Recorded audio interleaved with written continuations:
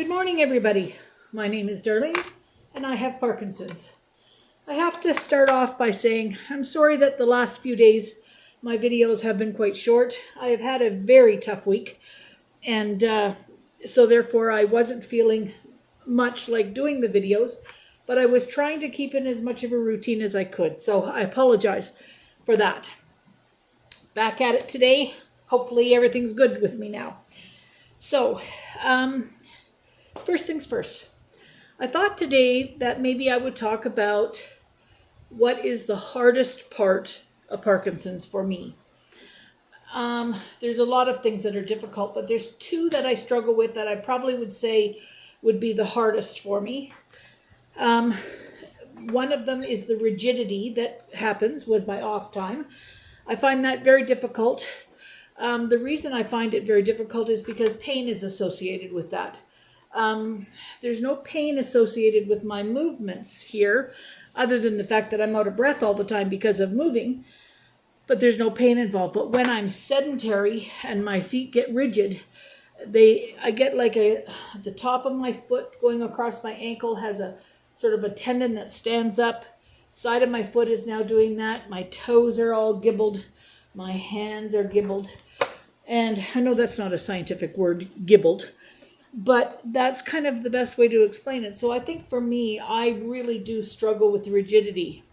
Now, hand in hand with that, when I'm in the pain and when I'm struggling with rigidity of not doing anything, I'm sitting in my chair, I'm bored, I can't do anything because my hands don't work when I'm like this.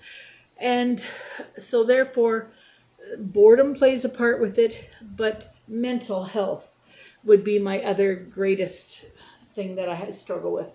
And that's something I really have never struggled with my entire life. I mean, there's people who, bless their hearts, they've had to deal with this for a very long time. People who have had anxiety since they were young children. I've been very fortunate. I mean, I made it to 60 years old without having any of that. It wasn't till just last year, actually, at 63, that I really can say I started to struggle. And now I don't cope very well. I mean, I really do not cope very well. So when I'm rigid and not doing anything, it's very easy for me to just sort of go, woe is me. And then if I start thinking too much about it, I get myself ahead of the game.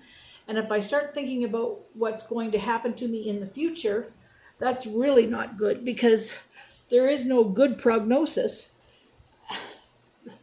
Who knows? I mean, I could go to bed and die in my sleep and have a wonderful time passing and be up there celebrating with my mama.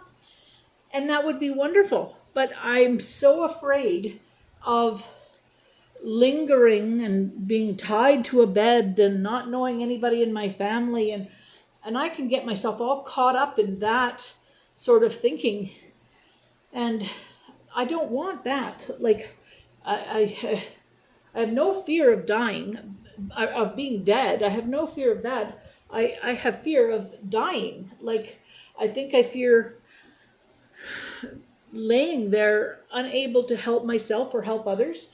I've always been somebody who, just did things for myself. And, I'm finding that now I'm having to accept help a lot more than I ever had to before. And for example, I wanted to put some elastic strings on a towel, 3 of them. It took me until 5 o'clock in the morning. Now, not a consistent time, but I started that about 9 o'clock that night, didn't I? Yeah. About 9 o'clock, and about 10:30, Bill said to me, stop, Darlene, give it a rest. Like, you are getting yourself worked up. You're standing on your head practically trying to do this. And I said, it's 3 little elastics. And he was threading every needle for me. He was helping as best as he could. Claudine had said, just leave it. I'll do it. But stubborn me, I wanted to do it. Like, I wanted to say, I did this.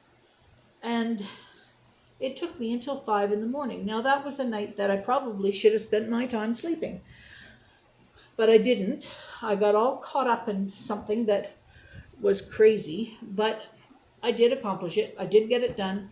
And my daughter has got that towel hooked onto my chair now, and hopefully it works. We'll see whether it does or not. But so I think that there's a couple of things that I think are the worst parts of it, but I also want to say that there's best parts of it. The best part of it is you really get to know who your friends are.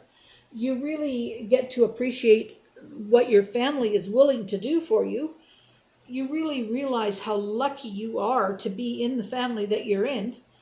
And I don't want to forget that when I'm thinking about how horrible it can be. Yes, it can be horrible, but it doesn't have to be all the time. I try to be as positive as I can most of the time. Now, the last few days, it wasn't a case of me being negative. It was a case of me actually not feeling very well. I was very dizzy. I was very lightheaded. And I don't know, I looked like I was crying, but only out of one eye. I don't know, one eye must have had a cold in it or something and kept dripping. Craziness. I says, I think the only thing left of my body that's not having a problem is my tonsils and adenoids. I think everything else is, and my hair is falling out and it's thinning. And so pretty soon I'm going to be a little ragamuffin here, but I might be a ragamuffin, but I'm still going to be here. I'm still going to put on a smile, and I'm still going to tell you a story. So today the story is, oh my goodness, it takes me a long time to learn things. When I was a teenager, I knew that I was fair-haired. I was very red-haired at the time. I knew that I was fair-haired and that I burnt in the sunshine. Did that stop me from going in the sunshine? Oh, no. No. We went to the Okanagan this year, which was a sort of a hotter area in BC, and a couple of lakes, and, we were camping. And we went down by the lake that day, and my mom and dad both said to me, Darlene, you better be putting sunscreen on because you're going to burn. And I went, yeah. And I'd put a little bit of sunscreen on, but not enough. And then I'd go in the lake and it would all wash off me. This was before they had waterproof ones. So anyway, by the time supper time came, I could feel that my face was starting to hurt a little bit. And as the evening progressed, my face got redder, and then it got blistered. And then the blisters started oozing, and I had like almost orange-colored sap coming from my face. It was terrible. They had to take me up to the hospital. So we get up to the hospital, and they tell me that I have to put this pink, what's that lotion that sticks to you? That's calamine. Calamine lotion on. We put calamine lotion on, and then I looked like I had little cracks and lines all through my face. And that, as for a teenage girl at the beach, to have pink stuff caked on and the pain of that sunburn. But I hadn't learned my final lesson because every year I would go out in the sun and have one good burn. I don't know why I had to do it every year. My son, who's a redhead, he tends to do it once a year as well. He goes out, burns, and then learns again and puts the sunscreen on for the rest of the year. I guess we McFates take a while to learn. Anyway, that's my story for today, me and the sunburn. And I hope you all are having a good one, and I'll see you tomorrow.